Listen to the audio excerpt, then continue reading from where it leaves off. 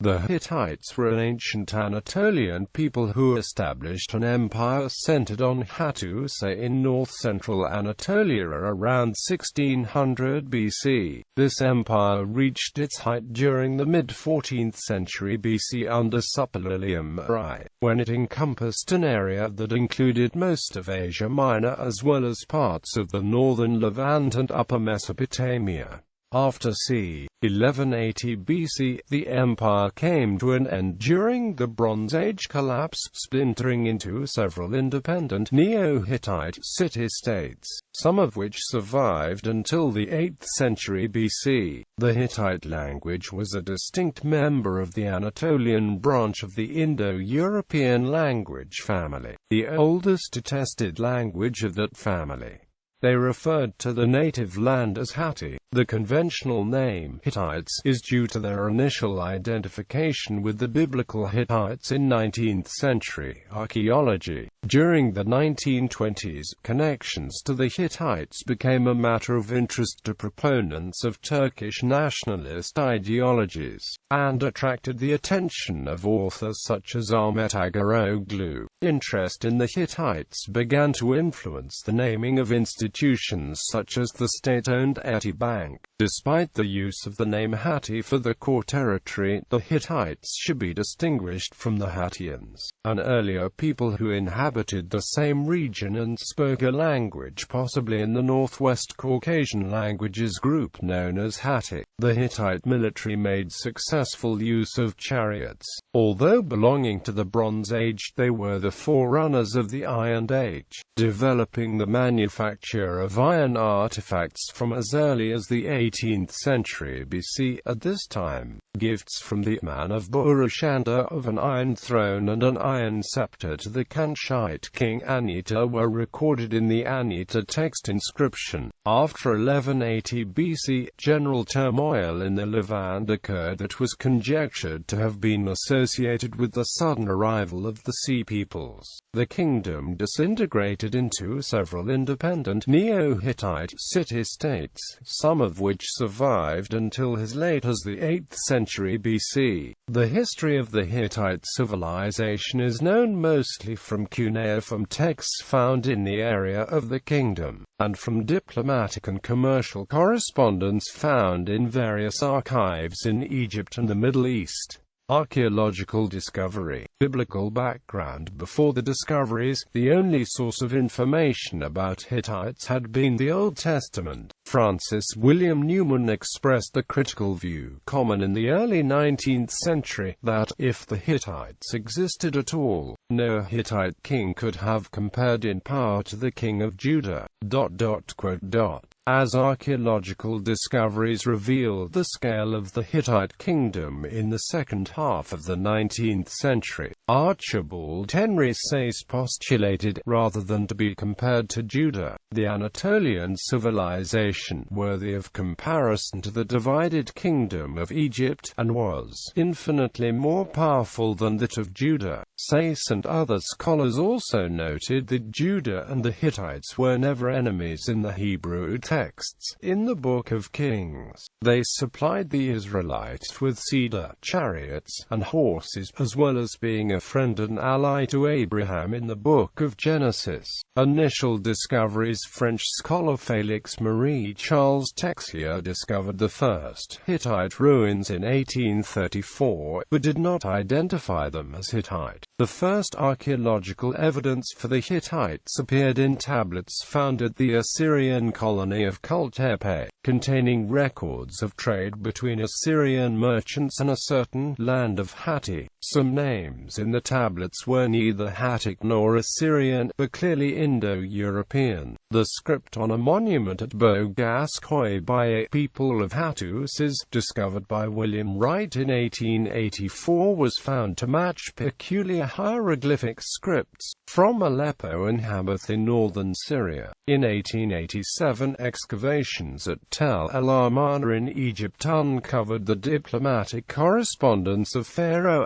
Amenhotep III and his son Akhenaten. Two of the letters from a kingdom of Kaygtr, apparently located in the same general region as the Mesopotamian references to land of Hatti, were written in standard Akkadian cuneiform script, but in an unknown language. Although scholars could read it, no one could understand it. Shortly after this, Archibald Sayce proposed that Hatti in Anatolia was identical with the kingdom of Kaygtr mentioned in these Egyptian texts, as well as with the biblical Hittites. Others, such as Max Muller, agreed that Hatti was probably Kaygtr, but proposed connecting it with biblical Kittim, rather than with the children of Heth. Sayce's identification came to be widely accepted over the course of the early 20th century, and the name Hittite has become attached to the civilization uncovered at Bogascoy. During sporadic excavations at Bogascoy that began in 1906, the archaeologist Hugo Winkler found a royal archive with 10,000 tablets, inscribed in cuneiform Akkadian and the same unknown language as the Egyptian letters from Kaygtr, thus confirming the identity of the two names. He also proved that the ruins at Bogascoy were the remains of the capital of an empire that, at one point, controlled northern Syria. Under the direction of the German Archaeological Institute, excavations at Hattusa have been underway since 1907, with interruptions during the World Wars. Kultepe was successfully excavated by Professor Tarzan Ozgak from 1948 until his death in 2005. Smaller-scale excavations have also been carried out in the immediate surroundings of Hattusa, including the rock sanctuary of Yazilika, which contains numerous rock reliefs portraying the Hittite rulers and the gods of the Hittite pantheon. Writings: the Hittites used Mesopotamian cuneiform script. Archaeological expeditions to Hattusa have discovered entire sets of royal archives in cuneiform tablets, written either in the Semitic Mesopotamian Akkadian language of Assyria and Babylonia, the diplomatic language of the time, or in the various dialects of the Hittite Confederation. Museums: the Museum of Anatolian Civilizations in Ankara, Turkey houses the richest collection of Hittite and Anatolian artifacts. Geography: the Hittite kingdom was centered on the lands surrounding Hattusa and Nessa, known as the land Hatti. After Hattusa was made capital, the area encompassed by the bend of the Halys River was considered the core of the empire, and some Hittite laws make a distinction between this side of the river and that side of the river. For example, the reward for the capture of an escaped slave after he managed to flee beyond the Halys is higher than that for a slave caught before he could reach the river. To the west and south of the core territory lay the region known as Luwia in the earliest Hittite texts. This terminology was replaced by the names Arzawa and Kizzuwatna with the rise of those kingdoms. Nevertheless, the Hittites continued to refer to the language that originated in these areas as Luwan. Prior to the rise of Kizzuwatna, the heart of that territory in Cilicia was first referred to by the Hittites as Adonia. Upon its revolt from the Hittites during the reign of Amunna, it assumed the name of Kizzuwatna and successfully expanded northward to encompass the lower Anti-Taurus mountains as well. To the north lived the mountainous people called the Kaskians.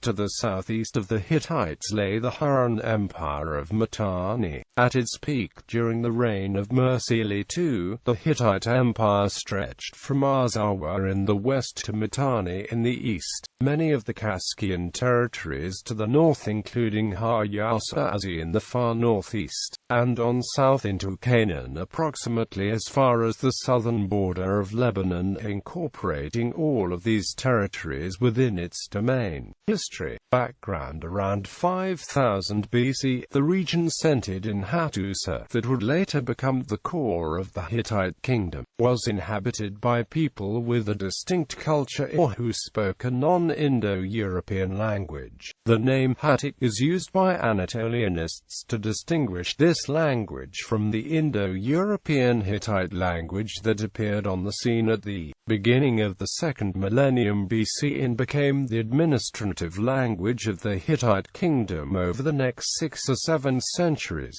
The early Hittites, whose prior whereabouts are unknown, borrowed heavily from the pre-existing Hattian and Harran cultures, and also from that of the Assyrian colonizers, in particular, the cuneiform writing and the use of cylindrical seals. Syntactic continued to be used in the Hittite kingdom for religious purposes, and there is substantial continuity between the two cultures. It is not known whether the Hattic speakers, the Hattians, were displaced by the speakers of Hittite, were absorbed by them, or just adopted the language. Origins: it is generally assumed that the Hittites came into Anatolia sometime before 2000 BC. While their earlier location is disputed, it has been speculated by scholars for more than a century that the Kurgan cultures of the Pontic steppe, in present-day Ukraine, around the Sea of Azov, spoke an early Indo-European language during the 3rd and 4th millennia BC. The arrival of the Hittites in Anatolia in prehistoric times was one of a superstrate imposing itself on a native culture, either by means of conquest or by gradual assimilation. In archaeological terms,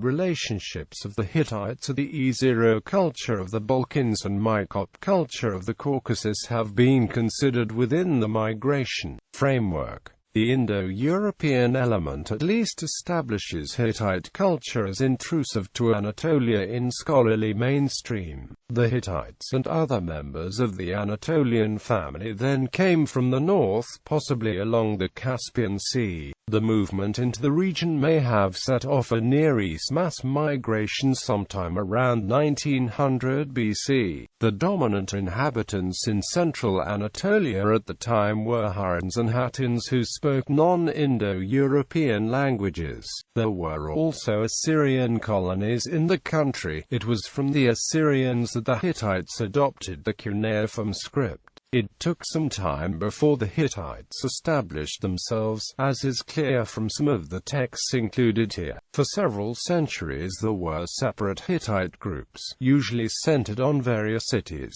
but then strong rulers with the center in Bogaskoi succeeded in bringing these together and conquering large parts of central Anatolia to establish the Hittite kingdom. Early period: the early history of the Hittite kingdom is known through tablets that may first have been written in the 17th century BC, possibly in Hittite, but survived only as Akkadian copies made in the 14th and 13th centuries BC. These reveal a rivalry within two branches of the royal family up to the Middle Kingdom, a northern branch first based in Zalpa and secondarily Hattusa, and a southern branch based in Kusara and Kadesh. These are distinguishable by the names. The northerners retained Hattian names, and the southerners adopted Hittite and Luwian names. Zalpa first attacked Kadesh under Uhna in 1833 BC. One set of tablets, known collectively as the Anyata text, begin by telling how Pithana, the king of Kusara, conquered neighboring Neso. However, the real subject of these tablets is Pithana's son Anyata, who continued where his father left off and conquered several northern cities, including Hattusa, which he cursed, and also Zalpuwa. This was likely propaganda for the southern branch of the royal family, against the northern branch who had fixed on Hattusa as capital. Another set, the Tale of Zalpa, supports Zalpa and exonerates the later Hattusa Hattusili I from the charge of sacking Kadesh. Anita was succeeded by Zuzu, but sometime in 1710–05, Kadesh was destroyed, taking the long-established Assyrian merchant trading system with it. A Kusaran noble family survived to contest the Zalpuan Hattusan family, though whether these were of the direct line of Anita is uncertain. Meanwhile, the lords of Zalpa lived on.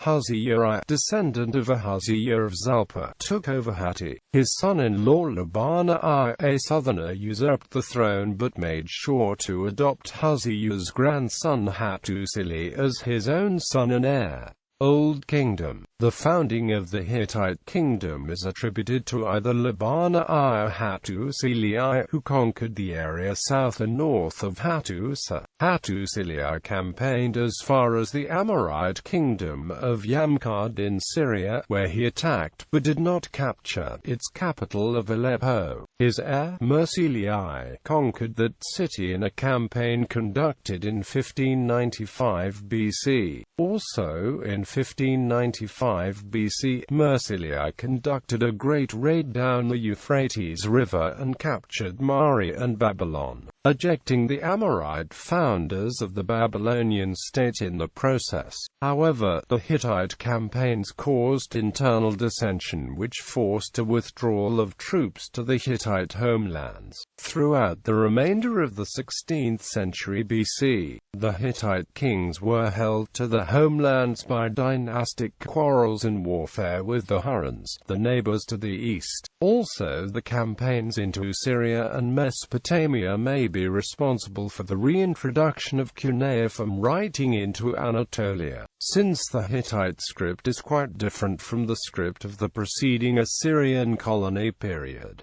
Mursili continued the conquests of Hattusili I. Mursili's conquests reached southern Mesopotamia and even ransacked Babylon itself in 1531 BC. Rather than incorporate Babylonia into Hittite domains, Mursili seems to have instead turned control of Babylonia over to his Kassite allies, who were to rule it for the next 4 centuries. This lengthy campaign, however, strained the resources of Hatti, and left the capital in a state of near anarchy. Mursili was assassinated shortly after his return home, and the Hittite kingdom was plunged into chaos.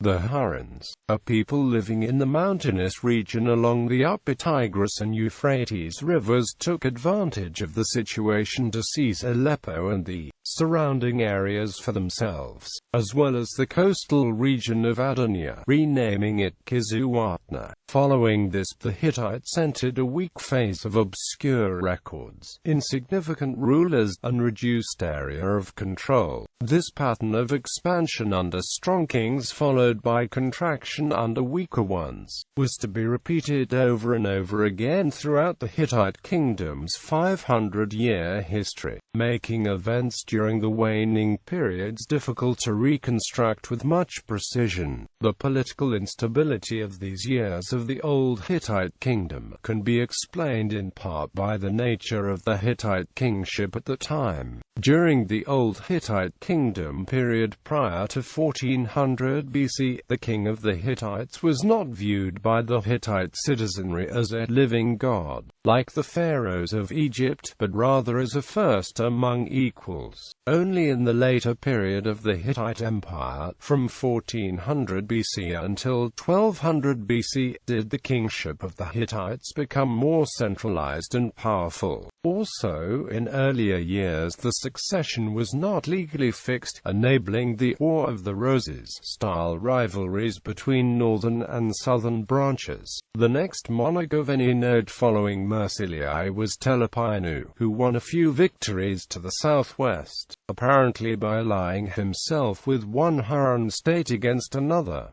Telopinu also attempted to secure the lines of succession. Middle Kingdom. The last monarch of the Old Kingdom, Telopinus, reigned until about 1500 BC. Telopinus' reign marked the end of the Old Kingdom, and the beginning of the lengthy weak phase known as the Middle Kingdom. The period of the 15th century BC is largely unknown, with very sparse surviving records. Part of the reason for both the weakness and the obscurity is that the Hittites were under constant attack, mainly from the Kaska, a non-Indo-European people settled along the shores of the Black Sea.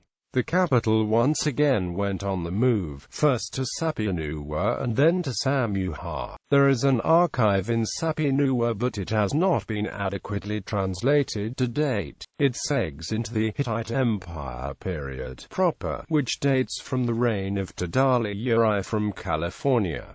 1430 BC. One innovation that can be credited to these early Hittite rulers is the practice of conducting treaties and alliances with neighboring states. The Hittites were thus among the earliest known pioneers in the art of international politics and diplomacy. This is also when the Hittite religion adopted several gods and rituals from the Hurons. New Kingdom. With the reign of Suppiluliuma I, the Hittite kingdom re-emerges from the fog of obscurity. Hittite civilization entered the period of time called the Hittite Empire period. Many changes were afoot during this time, not the least of which was a strengthening of the kingship. Settlement of the Hittites progressed in the Empire period. However, the Hittite people tended to settle in the older lands of South Anatolia rather than the lands of the Aegean. As this settlement progressed, treaties were signed with neighboring peoples.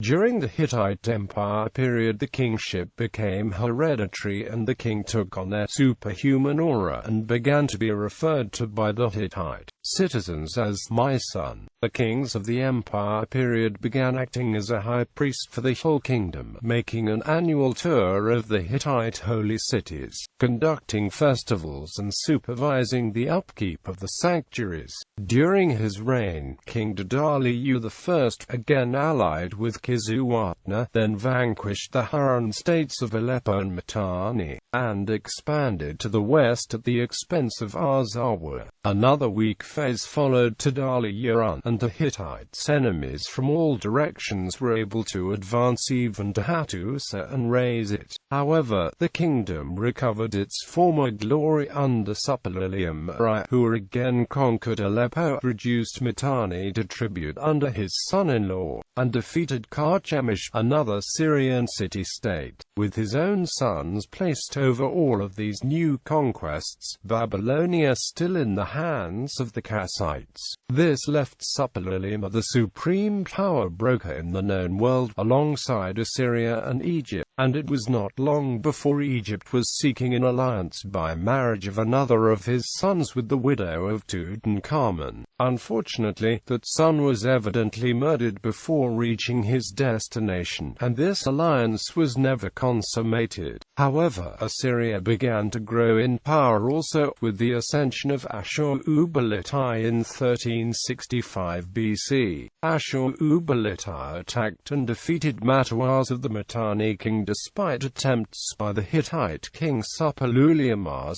I. Now fearful of growing Assyrian power, attempting to preserve his throne with military support, the lands of the Mitanni and Hurons were duly appropriated by Assyria, enabling it to encroach on Hittite territory in Asia Minor, and Adad-niraria annexed Carchemish from the control of the Hittites. After Suppiluliuma's son, and a very brief reign by his eldest son, another son, Mursili II, became king. Having inherited a position of strength in the east, Mursili was able to turn his attention to the west, where he attacked Arzawa and a city known as Milawanda, which was under the control of Iowa. More recent research based on new readings and interpretations of the Hittite texts, as well as of the material evidence for Mycenaean contacts with the Anatolian mainland, came to the conclusion that Iowa referred to Mycenae and Greece, or at least to a part of it. Battle of Kadesh. Hittite prosperity was mostly dependent on control of the trade routes and metal sources. Because of the importance of northern Syria to the vital routes linking the Cilician Gates with Mesopotamia, defense of this area was crucial, and was soon put to the test by Egyptian expansion under Pharaoh Ramesses II. The outcome of the battle is uncertain, though it seems that the timely arrival of Egyptian reinforcements prevented total Hittite victory. The Egyptians forced the Hittites to take refuge in the fortress of Kadesh, but their own losses prevented them from sustaining a siege. This battle took place in the 5th year of Ramesses' downfall and demise of the kingdom. After this date, the power of both the Hittites and Egyptians began to decline yet again because of the rising power of the Assyrians. The Assyrian king Shalmaneser I had seized the opportunity to vanquish Harir and Mitanni, occupy their lands, and expand up to the head of the Euphrates in Anatolia and into Babylonia, Iran, Aram, while Mu'atali was preoccupied with the Egyptians. The Hittites had vainly tried to preserve the Mitanni kingdom with military support. Assyria now posed just as great a threat to Hittite trade routes as Egypt ever had. Mu'atali's son, Hattusa, took the throne and ruled as king for 7 years as Mursili III before being ousted by his uncle, Hattusa III, after a brief civil war. In response to increasing Assyrian encroachments into Hittite territory, he concluded a peace and alliance with Ramesses II, presenting his daughter's hand in marriage to the pharaoh. The Treaty of Kadesh, one of the oldest completely surviving treaties in history, fixed the mutual boundaries in Canaan, and was signed in the 21st year of Ramesses. Terms of this treaty included the marriage of one of the Hittite princesses to the pharaoh Ramesses. Hattusili's son, Suppiluliuma I, was the last strong Hittite king able to keep the Assyrians out of the Hittite heartland to some degree, though he lost territory to them, and was heavily defeated by Tukulti-Ninurta I of Assyria in the Battle of Narea. He even temporarily annexed the island of Cyprus before the two fell to Assyria. The very last king, Suppiluliuma II, also managed to win some victories, including a naval battle against Alatia off the coast of Cyprus. But the Assyrians, under Ashur-eshi I, had by this time annexed much Hittite territory in Asia Minor and Syria, driving out the Babylonian king Nebuchadnezzar I in the process, who also had eyes on Hittite lands. The Sea Peoples had already begun the push down the Mediterranean coastline, starting from the Aegean, and continuing all the way to Philistia, taking Cilicia and Cyprus away from the Hittites en route and cutting off the coveted trade routes. This left the Hittite homelands vulnerable to attack from all directions, and Hattusa was burnt to the ground sometime around 1180 BC following a combined onslaught from new waves of invaders, the Kaskas, Phrygians and Bryges. The Hittite kingdom thus vanished from historical records.